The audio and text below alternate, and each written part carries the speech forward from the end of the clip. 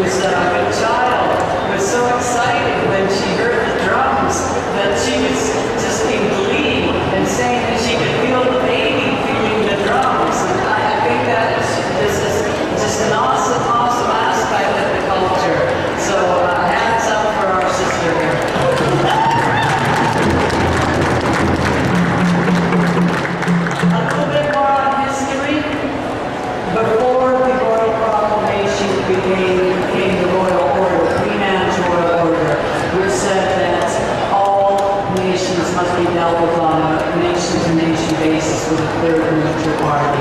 That the special court was set up for it. The special court still stands today and has never been used. This makes Canada a fraud and treason unto itself. This is Canada's own rule of law. Harper is taking advantage of this, but more and more people are talking off of this. So if you Google Bruce Clark's Eclipse and Enlightenment, it's only 19 pages of reading, and it's well worth it. Stephen Harper has made one good mistake, and some bad mistakes. The good mistake is that he's brought us all together, right?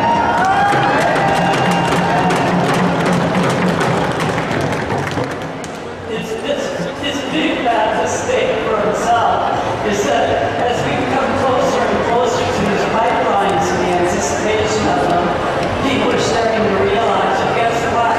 All those numbers about jobs and stuff are false. And he's dividing and conquering his own people. Because there's more people in Canada against the pipelines than there is for.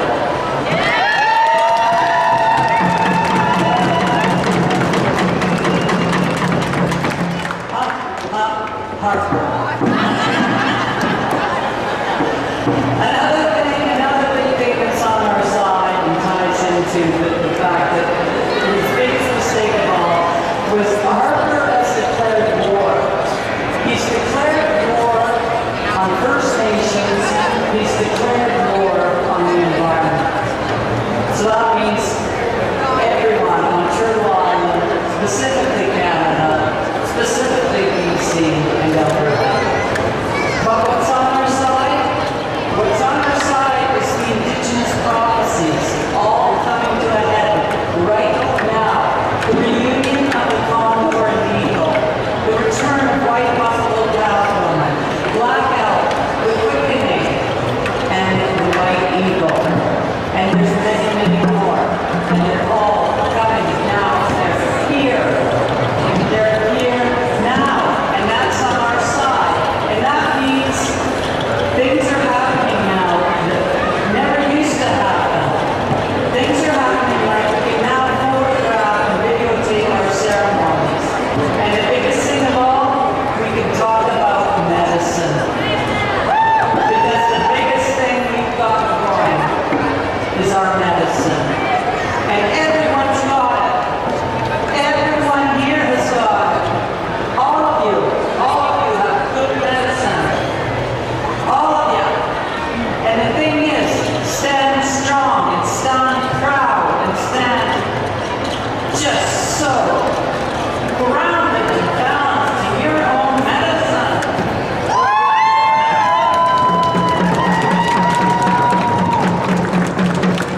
And that is how we are winning. I say, and they say, they say, oh, and they say, oh, and they oh, say, oh, and they say, and they say, oh, and they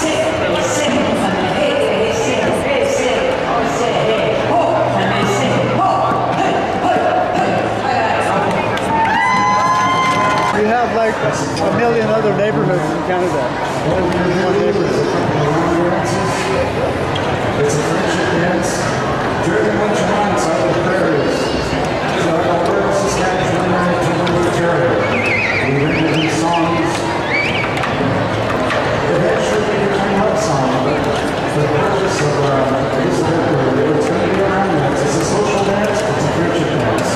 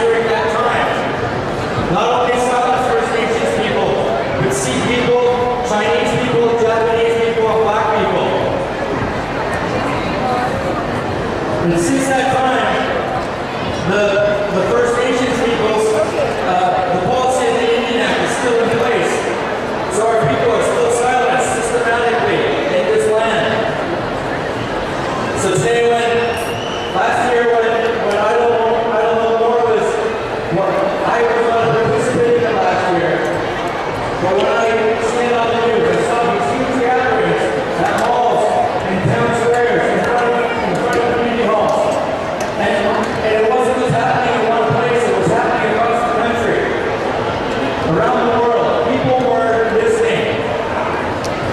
So it's an honor to be here today to take part in this, because we are not silent. And our presence on this land is still important. Our story still needs to be told. Our rights will not be trampled on by the very governments that are in place.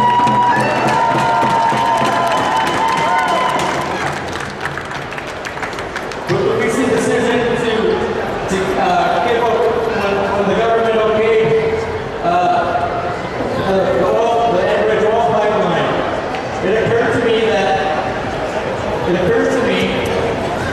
that that decision was made a long time ago, and that we were never part of that process. They were going to do it anyways. And so not only is our federal government complicit in that, but so is the provincial government. So when we stand here today, it is the voices against that. And I'm proud to stand here with my fellow people today and take part in this, because our voices need to be heard. And I thank you for that. Ken is very politically active online. You may think of him as too hard on you, but he has care in his heart. So you see the colors of the medicine wheel here. It's meant as healing, and I know we all have strong opinions and want to do the right thing. And I made a really strong opinion to down the line, and I heard him. And he thought that disrespecting his family, but I have heart for what he does and what he believes in. And I just want to acknowledge that here next to everyone here. But Dan is a good person, so please listen to his words. Everybody is still standing here right now in complete defiance of any kind of rules that try to keep our people organizing and telling the truth of things like they're supposed to be told.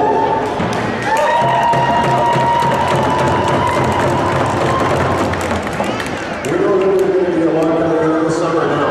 The spring, the summer, Christy Clark and Harper are pushing through running anchors, keep it working, the mining. How the wild salmon are being destroyed in the fish farms. Right now, there's people that are old people that are over intellectualizing. We're thinking that, well, I'm going to wait until we do something. Well, this is the time. The time is now. Get out to this. Stop that. We're all doing it together, and I hold my hands up to everybody who stands with us.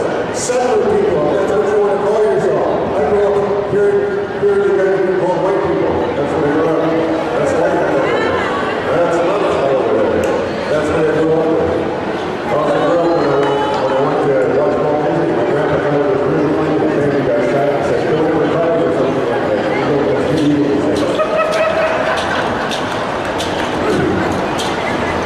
I wanted to share this. And I wanted to share it actually because I've been thinking a lot about change. This is a real quick story. We were in grade 2, my cousin and I grew up in Portland.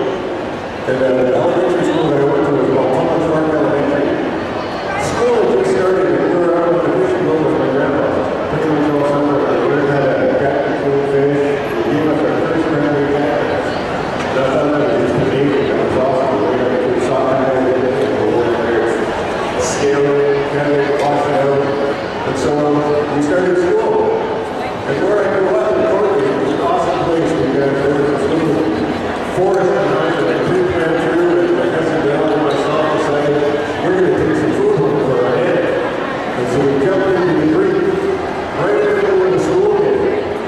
We jumped into the creek and we grabbed the sand piece and started cutting it and cleaning it. And all the other kids, all the other white kids, all started freaking out. Oh my God, we killed a fish! Oh my God, we did something wrong! So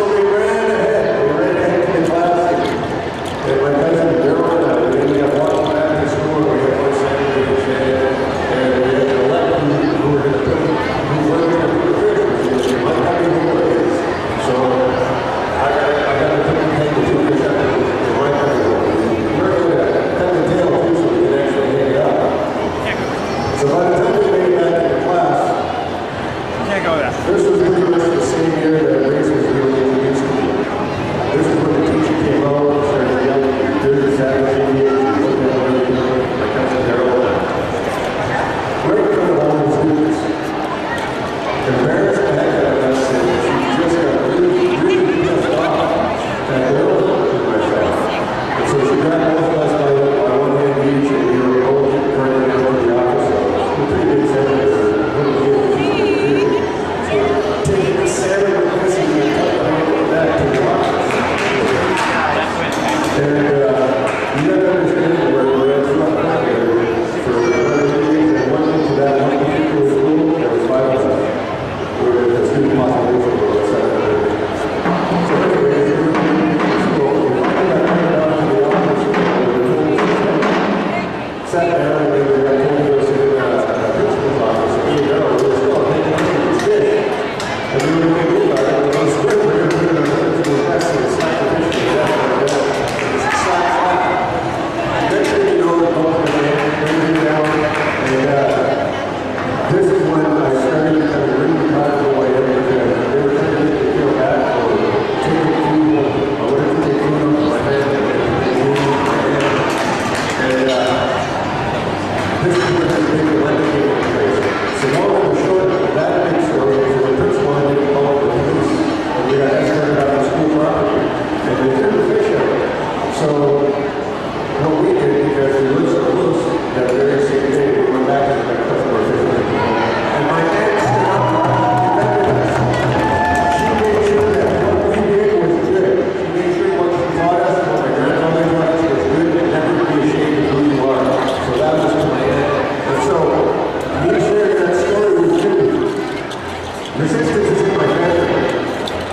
And what I'm suggesting from this point on, because things are going to be getting really heavy this summer and this spring, that we need to start showing serious effect in this country and get here to find an example of where we can actually hurt the Canadian economy.